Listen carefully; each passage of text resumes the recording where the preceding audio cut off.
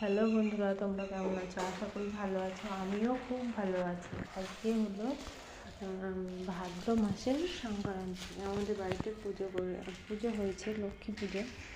দেখো আলপনাগুলো দেওয়া হয়েছে। দেখো এই দেখো লক্ষ্মী পুজো মানে কাঁঠা পাতা বলে এটাকে। ওই দেখো শিব ঠাকুর মানে বাবা গুরুরাজ, আর এটা হলো মা লক্ষ্মী। কার কার বাড়িতে আজকে লক্ষ্মী পুজো আছে কমেন্ট করে জানিয়ে। আর আলপনাগুলো দেওয়া কীরকম হয়েছে কমেন্ট করে প্লিজ জানিয়ে।